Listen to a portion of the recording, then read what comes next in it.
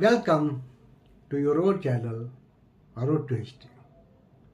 आज के इस वीडियो में जो हम हिस्ट्री ऑनर्स का सीरीज चला रहे हैं उसी में मेजोलिथिक पीरियड पर हम बात करेंगे।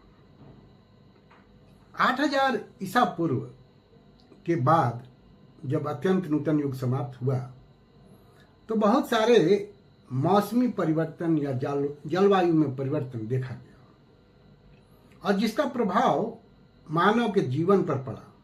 भारत में जो पूर्वी और पश्चिमी क्षेत्र थे उसके संबंध में ऐसा माना गया कि निश्चित रूप से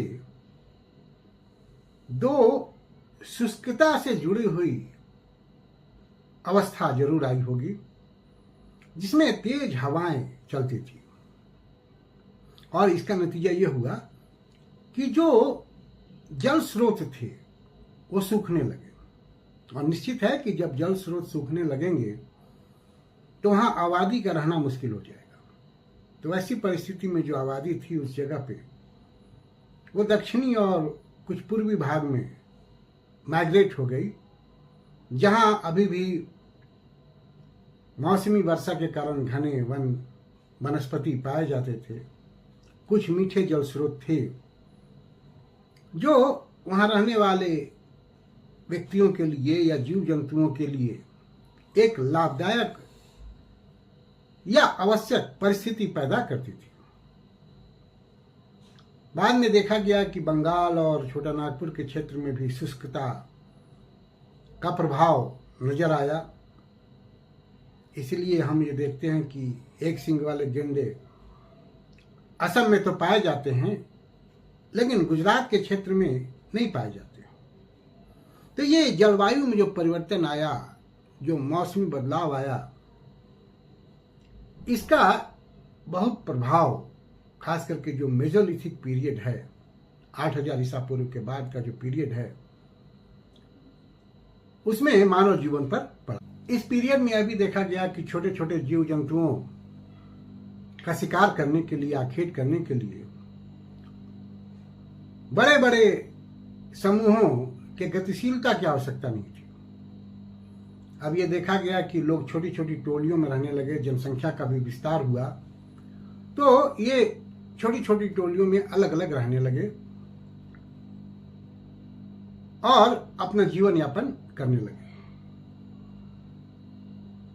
एक महत्वपूर्ण बात यह भी देखी गई कि प्रक्षेपास्त्र का विकास हुआ इस काल में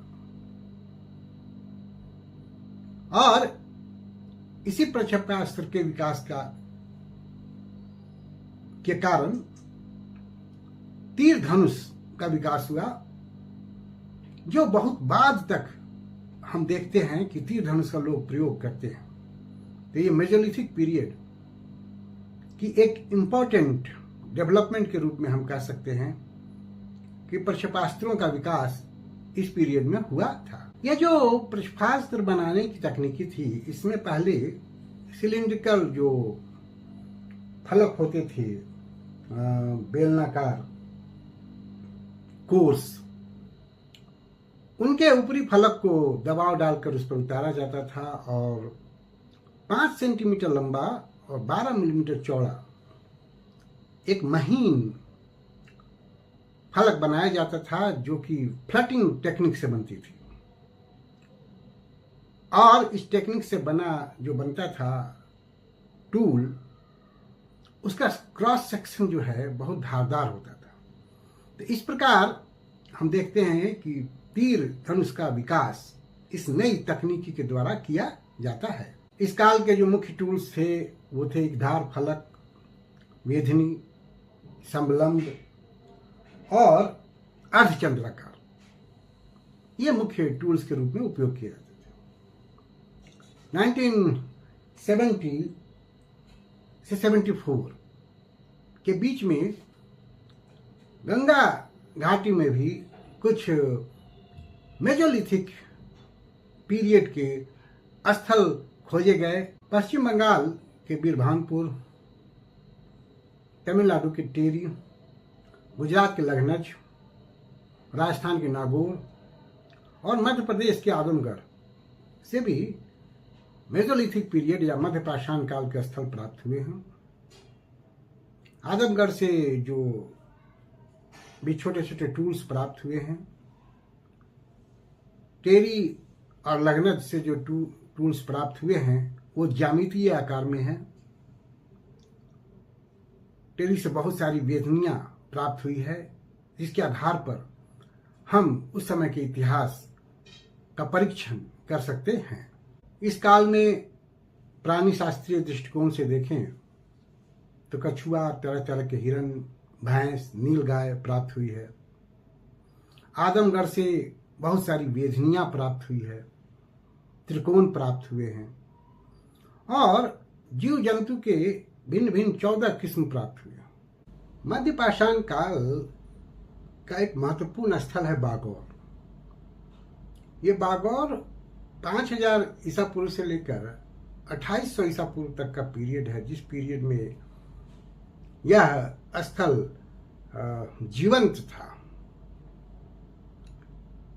ये एक बहुत बड़ा स्थल माना जाता है और यहाँ यह पाया गया कि आवास बनाए जाते थे रहने के लिए, और जो आवास बनता था उसके फर्श पत्थर से बनाए जाते थे। यह भी देखा गया कि फूस के गर्त रोधी पर्दे भी बनाए जाते थे। छोटे छोटे टूल्स भी मिले हैं, बहुत सारी दक्षिणियां यहाँ मिली है और एक नरकंकाल मिला है जिसको बहुत ही सलीके से दफनाया गया है। तो ये एक बड़ा महत्वपूर्ण स्थल माना जाता है मेसोलिथिक पीरियड का। अब अगर हम गंगा बेसिन की बात करें तो गंगा बेसिन में प्रतापगढ़ के पास, जो इलाहाबाद से करीब करीब 50 किलोमीटर दूर है, दो बड़े महत्वपूर्ण स्थल मिले हैं। एक सराय नहाराय और एक मलदहा। तो ये सराय नहारा और महदहा बड़े महत्वपूर्ण स्थल माने जाते हैं और बड़े प्राचीन स्थल माने जाते हैं।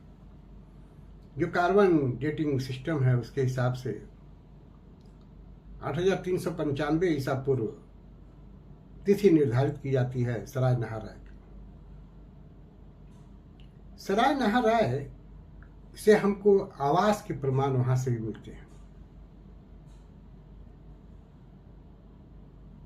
स्तंभ गर्त के प्रमाण वहां मिले हैं, जिससे लगता है कि स्तंभों पर आवास बनाया जाता होगा या झोपड़ियां बनाई जाती होगी। तो ये झोपड़ियों के प्रमाण हमको वहां से मिलते हैं।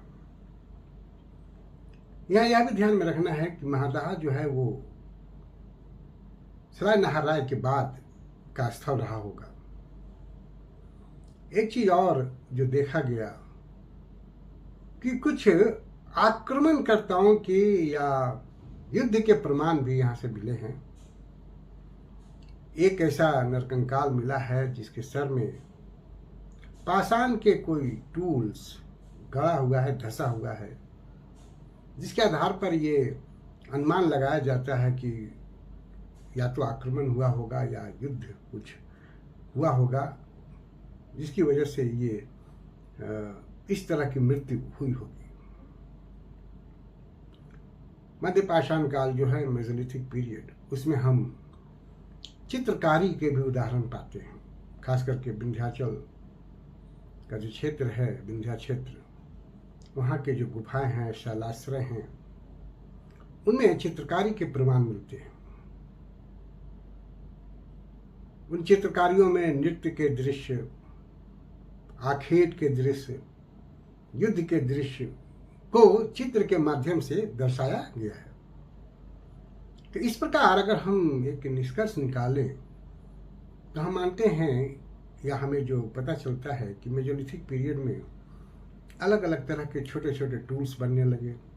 प्रक्षेपास्त्र में अर्थात तीर धनुष का प्रयोग होने लगा, आवास के प्रमाण मिलने लगे, जलवायु के परिवर्तन से किस तरह से लोगों पर प्रभाव पड़ा, किस तरह से लोग टोलियों में रहने लगे, इसका भी प्रमाण मिलता है। किस प्रकार जानवरों को पालतू ही बनाया जाने लगा, इसके भी प्रमाण मिलते हैं। और चित्रकारी के भी प्रमाण मिलते हैं। तो एक ट्रांजिशन हमको नजर आता है, जो पहले के काल थे पूरा पाषाण काल, उससे एक ट्रांजिशन हमको मेसोलिथिक पीरियड में नजर आता है। आज के इस वीडियो में इतना ही। उम्मीद है आपको अच्छा लगेगा। आपको अच्छा लगे तो आप खुद भी देखिए, अपने दोस्तों को सजेस्ट कीजिए और मेरे चैनल को सब्सक्राइब कीजिए। Thank you for watching me. See you again with a new video. Thank you.